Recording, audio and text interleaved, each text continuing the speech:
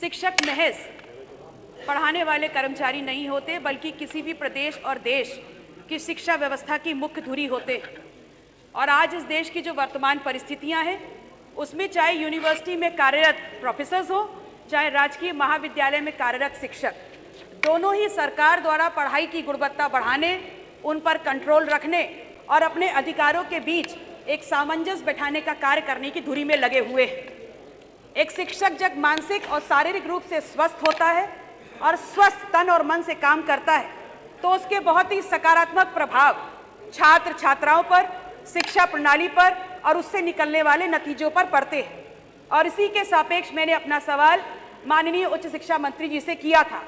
बहुत ही मैं आगे बढ़ूं माननीय अध्यक्ष जी, उससे पहले मैं ये जरूर कहना चाहूँगी, आपके तरफ आपका ध्यान आकृष्ट करना चाहूँगी कि पिछले मानसून सत्र के दौरान भी इसी विषय पर मैंने जानकारी मांगी थी, और जिसमें मुझे यूनिवर्सिटी में कार्यरत प्रोफेसर्स, राजकीय महाविद्यालयों में कार्यरत शिक्षकों के सापेक्ष चयन प्रक्रिया, नियुक्ति प्रक्रिया, रिटायरमेंट प्रक्रिया, कैजुअल लीव के संदर्भ में समस्त जानकारी दी गई। लेकिन जो मेरा मूल विषय था मेडिकल लीव, चिकित्सीय अवकाश, उसकी जो सूचनाएं थी उसको सीमित रखा गया।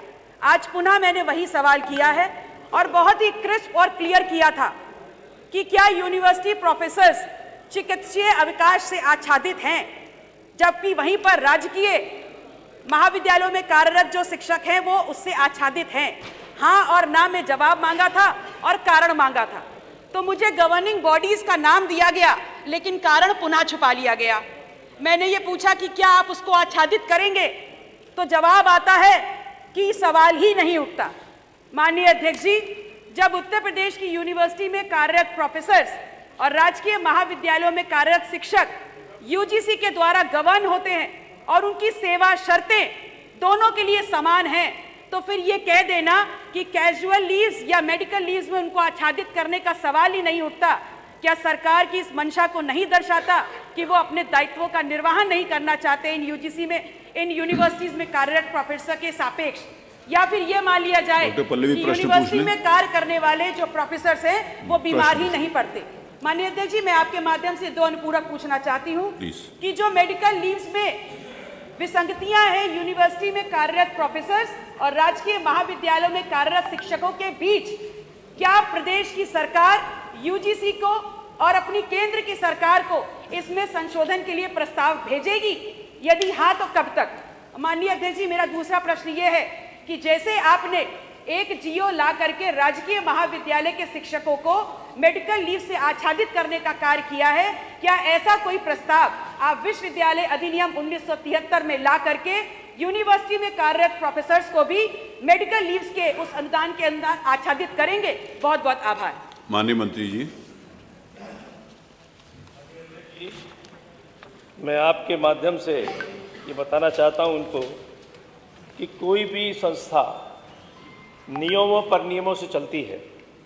महाविद्यालयीन शिक्षक वो अलग नियम है और वो सरकारी कर्मचारी माने जाते हैं, जो कि संविधान की धारा 309 राज्य सरकारी सेवकों की श्रेणी में ऐसे सरकारी सेवक सम्मिलित हैं जिनकी नियुक्ति एवं सेवा शर्तें भारत का संविधान के अनुच्छेद 309 के परंतुक के अधीन प्रख्यापित नियमावली से विनियमित हैं। उत्तर प्रदेश राज्य विश्वविद्यालय अधिनियम 1973 के अधीन स्थापित राज्य विश्वविद्यालय तथा उनसे संबद्ध संयुक्त एवं घटक के कर्मचारी अधिनियम 1973 के अधीन प्रख्यापित नियमों से विनियमित होते हैं। जहाँ तक सवाल इनका है महाविद्यालयीन राज कर्मचारियों के, उनका वो राज्य कर्मचारियों की श्रेणी में आते हैं तो उनके अलग हैं, विश्वविद्यालय के अलग हैं। विश्वविद्यालय के शिक्षकों को भी कई और भी सुविधाएं मिलती हैं जो महाविद्यालयों को नहीं मिलती। इसका ये मतलब नहीं है कि अगर किसी महाविद्यालय को मिल रही है तो विश्वविद्यालय को भी मिले, विश्वविद्यालय को मिल रही है तो महाविद्यालय को भी मिले। मैं थोड़ा सा अंतर आपके सामने स्पष्ट करना चाहूँगा। विश्वविद्यालय के शिक्षक 62 वर्ष में सेवानिवृत्त होते हैं, जबकि महाविद्यालय के शिक्षक 60 वर्ष में सेवानिवृत्त होते हैं। 1 वर्ष में 10 उपर्जित अवकाश तथा 10 दिन का विशेष आकस्मिक अवकाश विश्वविद्यालयीन शिक्षकों को मिलता है। इसके अगेंस्ट जब देखें तो राजकीय महाविद्यालय शिक्षकों को 1 वर्ष में 1 उपर्जित अवकाश मिलता है। यूजीसी की नियमावली के अंतर्गत विश्वविद्यालय शिक्षक चलते हैं, जो उसके धारा 7 के अंतर्गत 1 वर्ष में 20 दिन का अर्ध वेतन अवकाश, किंतु पूरे सेवा काल में अधिकतम 240 दिन का क्यूमुलेटिव लीव की व्यवस्था है, जो 2 अर्ध वेतन अवकाश है और 1 क्यूमुलेटिव लीव। इसी के अगेंस्ट चिकित्सीय प्रमाण पत्र के आधार पर पूर्ण सेवा काल में महाविद्यालयीन शिक्षकों को 1 वर्ष का चिकित्सीय अवकाश मिलता है। इस तरह से दोनों की तुलना कभी भी नहीं की जा सकती और सबको अलग अलग कहीं ना कहीं लाभ मिलता है। इनके तुलनात्मक अध्ययन करके किसी को लाभ नहीं, नियमों से चल सकते हम लोग।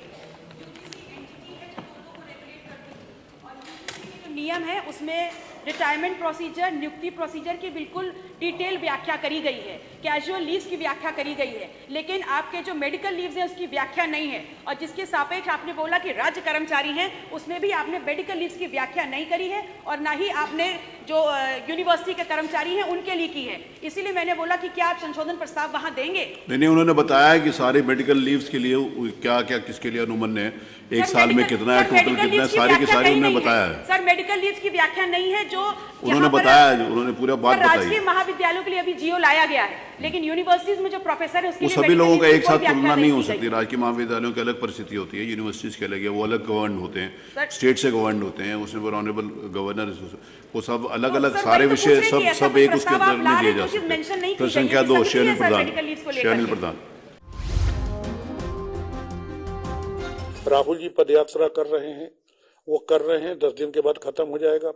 जमीन पे अगर नहीं आएगा तो क्या मतलब? राहुल जी के पदयात्रा करने के क्या क्या कारण है, क्या क्या मुद्दे हैं, किस बात को लेके चल रहे हैं? भाई अकेला चना भाड़ नहीं फोड़ पाएगा, तो मुझे अधिकृत कर दें कि मैं अपने हिसाब से संगठन उसका बनाऊं और उसका चलाऊं, और 6 महीने आप देखिए, अगर सही हो तो आगे बढ़ा दीजिए। मुझे प्रांतीय अध्यक्ष बनाया गया, 13-14 जिले पड़ते हैं पश्चिम में। तो जब मैं बना तो वहां मैंने संविधान बचाओ संकल्प सभा चलाई, तो संदीप जी का फोन आया, नसीमुद्दीन जी ये मत करिए।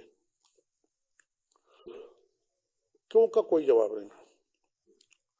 इसके बाद पोलिंग बूथ कमेटियां बनाना शुरू की, यहाँ बैठे हैं पश्चिम के लोग भी, शुरू की, मैंने बात की, उन्होंने कहा नसीमुद्दीन जी ऐसा मत करिए।